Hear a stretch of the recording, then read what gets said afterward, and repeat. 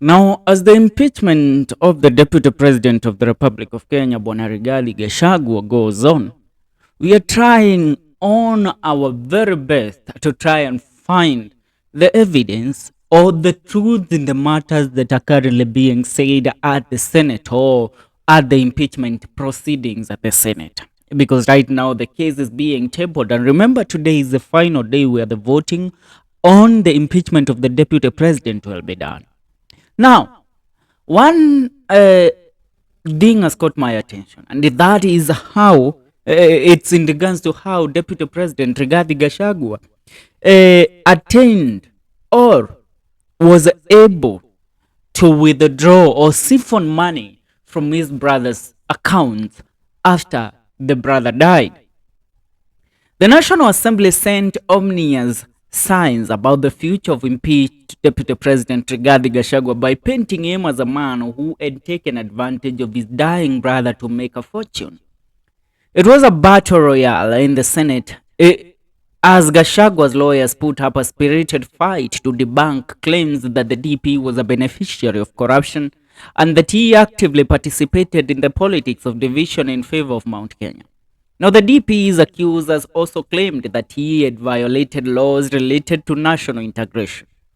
Siaya Governor James Orengo yesterday tabled evidence showing that the DP flew to London in February 2017 to extract a will from his late brother Deritu Gachagua, who was laying critically ill at Royal Madison Hospital in London. Orengo, who led the National Assembly legal team in the impeachment trial, told shocked senators that the DP arrived in London on February 16, 2017 and went straight to the hospital specifically to influence his brother into writing the will. And I quote, "Sometimes in February 2017, the Deputy President went to London where his brother was admitted in the ICU. When he arrived the next day, he prevailed upon his brother to execute a will. In that trip, there was no evidence at all that he tried to talk to doctors and physicians who were looking after his brother. After that visit, he walked away and 7 days later his brother died.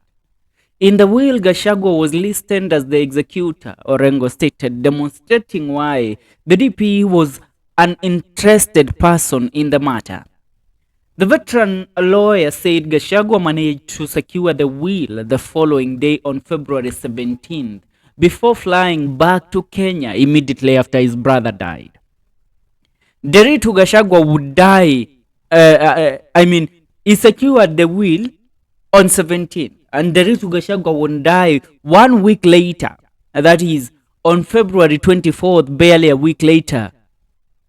That's what the senators were told. Now, Orengo spoke as the Senate opened proceedings to determine whether to uphold or reject the National Assembly's decision to impeach the DP. Earlier in the day, yesterday, a three-judge High Court bench comprising of Justice Eric Ogola, Anthony Murima, and Friend Mugambi rejected Gashagua's attempt to block the Senate from hearing the impeachment motion, leaving him at the mercy of senators. Now, initial attempts by Gashagua's lawyers to have Orengo blocked from representing the National Assembly on the grounds that he is a Siaya governor, was a state officer, were thwarted by Speaker Amason King, who ruled that the governor was not a state officer. Now, besides Orengo, the National Assembly's team comprised Senior Counsel and Rarieda Member of Parliament Otiende Amolo, Eric Gumbo Mudomi Viankolu, Peter Wanyama, Paul Nyamondi, Bungoma Senator John Makali, Mombasa Women Representative Zamzam Mohammed, and Tharaka Nyeri MP George Murugaru.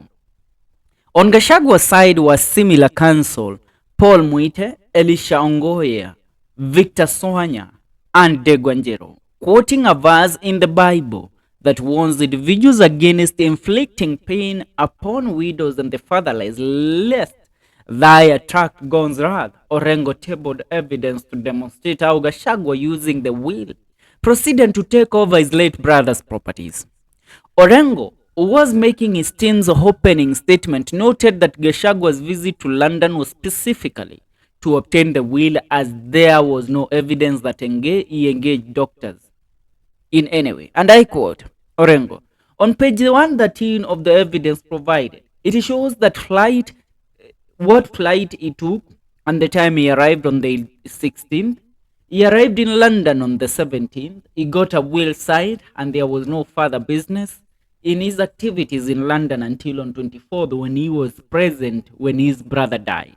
In his submissions, Orengo explained that Gachagua used his brother's proceeds to enrich himself at the expense of the late man's family members. Now, upon his brother's death, Orengo said Gachagua withdrew money from bank accounts on diverse dates, with part of it being deposited to a Monyoro investment, one of the companies associated with the Deputy President of the Republic of Kenya, Rigathi Gachagua. Now, the millions Orengo said were used to acquire Treetops Hotel and Outspan Hotel, both in Nyeri County, for more than 800 million Kenyan shillings, he says.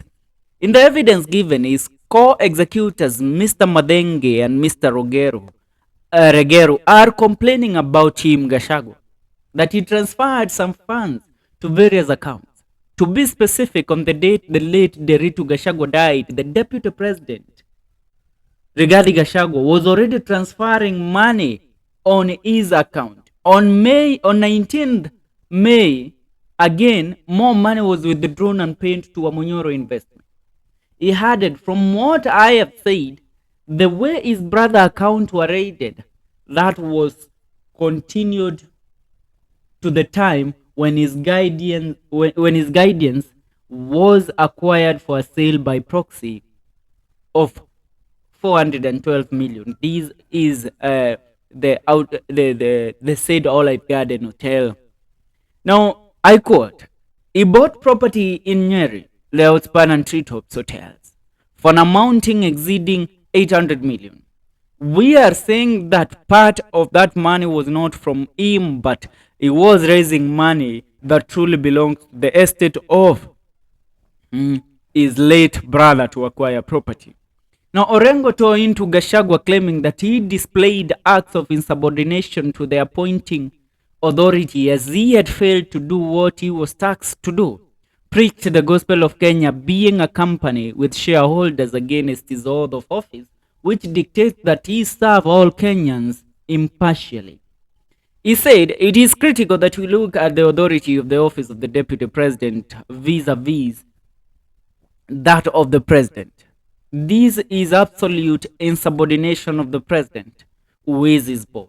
He went on, the Constitution and the Senate is aware of the fact that every 5 years you pass a basis of sharing revenue. The issue about certain areas being preferred because they are shareholders goes against certain provisions of the Constitution. The notion that some people can be appointed on the basis that they are shareholders is unacceptable. Now, Gachagua's talk about shareholders is a repugnant and in conflict with the provisions of the Constitution.